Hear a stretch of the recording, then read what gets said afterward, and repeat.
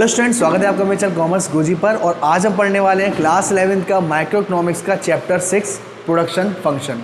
इससे पहले वाले चैप्टर में आपने थ्योरी ऑफ डिमांड पढ़ा था, प्राइस इलास्टिसिटी ऑफ डिमांड पढ़ा था, यानी कि आपने ये जाना था कि किसी चीज़ की प्राइस ज़्यादा है तो आपकी डिमांड कम होगी, किसी चीज़ की प्राइस कम है तो आपकी डिमांड ज़्यादा होगी, है ना। और आपका प्राइस इलास्टिसिटी डिमांड आपका खत्म हो चुका है। उसके बाद का पोर्शन आता है आपका प्रोडक्शन फंक्शन। प्रोडक्शन फंक्शन में मेनली आपको बताया जाएगा कि कैसे आप एक रॉ मटेरियल को फिनिश गुड्स में कन्वर्ट कर दोगे। जैसा कि यहाँ पे लिखा है कि आउटपुट को चाहिए इनपुट। फॉर एग्जांपल मेरे हाथ में ये पेन है, ये अभी हमारा आउटपुट है या इनपुट है? ये आउटपुट है। अब जिस चीज़ से ये बना, जिस जिस चीज़ों की इसको नीड पड़ी इनपुट को आउटपुट में कन्वर्ट करने के लिए, वो हमारा काम करता है प्रोडक्शन फंक्शन। सबसे पहले इसमें जो बच्चे कंफ्यूज होते हैं दो फैक्टर में, एक हमारा होता है फिक्स फैक्टर और एक होता है हमारा वेरिएबल फैक्टर। दोनों में फ़र्क क्या है? फिक्स फैक्टर होता है हमारा जो आउटपुट के चेंज होने से आपका चेंज नहीं हो रहा है। कैसे सर? फॉर एग्जांपल आपने नई मशीन खरीदी, अब नई मशीन खरीदी और आपने आज की डेट में उसमें 10,000 गुड्स का प्रोडक्शन किया। अब आप कल नेक्स्ट डे आए, आपने कि आज की डेट में मैं उसमें 12,000 गुड्स का प्रोडक्शन करूँगा। क्या मशीन में कोई कन्वर्ट आएगा? मशीन में कोई चेंज आएगा? नहीं आएगा। आपने कि मैं अगले दिन 15,000 गुड्स का प्रोडक्शन करूँगा, क्या मशीन में कोई चेंज आएगा? नहीं आएगा। यही अगर लेबरों से बात करिए, लेबरों से आज की डेट में आप 5 घंटे का काम कराओ, कल उनसे कहो कि आपको 1 घंटा एक्स्ट्रा काम करना है, वहीं पर वो अपना रेट चेंज कर देंगे। यानी कि फिक्स फैक्टर हमारे कौन से फैक्टर हैं सर? जिसके आउटपुट के चेंज होने से वो चेंज नहीं होते। और वेरिएबल फैक्टर कौन से फैक्टर हैं कि जैसे आउटपुट चेंज हुआ वैसे ही वो चेंज हो जाएंगे। तो आपको इन दो फैक्टर से बहुत काम देना है, फिक्स फैक्टर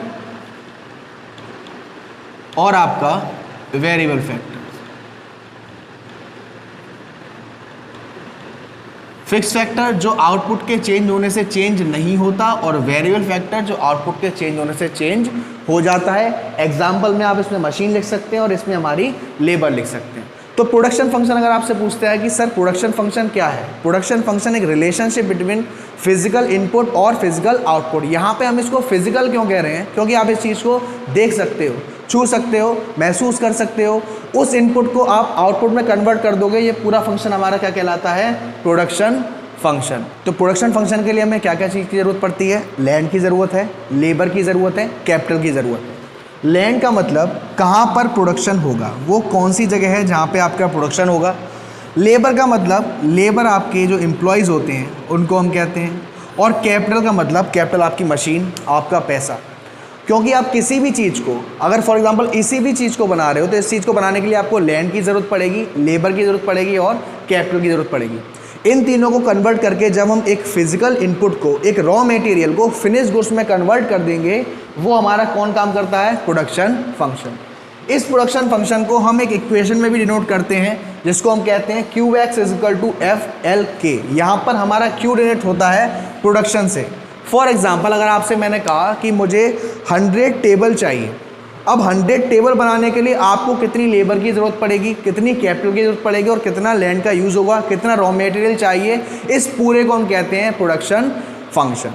इसमें आगे हमारे दो फैक्टर, जैसा कि मैंने बताया कि एक हमारा फैक्टर फिक्स्ड होता है और एक हमारा फैक्टर वेरिएबल होता है। फिक्स फैक्टर जो आउटपुट के चेंज होने से चेंज नहीं होता। आउटपुट क्या होता है? आप जो भी वर्क कर रहे हो उसका जो एंड रिजल्ट आने वाला है वो हमारा क्या है? आउटपुट कहलाएगा। तो वो फैक्टर जो आउटपुट के चेंज होने से चेंज नहीं हो रहा वो हमारा फिक्स फैक्टर कहलाता है, और जो आउटपुट के चेंज होने से चेंज हो रहा है वो हमारा वेरिएबल फैक्टर कहलाता है। इसी में आगे दो तरीके के फंक्शन आते हैं, एक हमारा शॉर्ट रन और एक हमारा लॉन्ग रन। शॉर्ट रन नाम से समझ में आ रहा है कि छोटा, यानी कि इसमें जो भी सारे फैक्टर हैं वो फिक्स फैक्टर होते हैं। क्यों? क्योंकि इसमें हमको इतना समय नहीं मिलता कि हम ये देख पाएँ कि फिक्स फैक्टर को वेरिएबल फैक्टर बनाने में टाइम नहीं मिलता। तो सारे के सारे हमारे कौन से factor? Fix factor. Long run में क्या होता है? लॉन्ग रन में कुछ फैक्टर फिक्स्ड होते हैं, कुछ फैक्टर वेरिएबल भी होते हैं, लेकिन लॉन्ग रन में जो भी हमारे फिक्स फैक्टर हैं वो भी चेंज हो सकते हैं। कैसे? मशीन फॉर एग्जांपल शुरुआत में आपके पास 3 मशीन थी, जैसे जैसे टाइम आता कि आपने 2 मशीन और परचेज कर ली, यानी कि फिक्स फैक्टर भी चेंज हो गए। तो लॉन्ग रन में जो भी फिक्स फैक्टर है वो चेंज हो सकता है। शॉर्ट रन में आपके सारे फैक्टर फिक्स्ड होते हैं और वो चेंज नहीं हो सकते, है ना।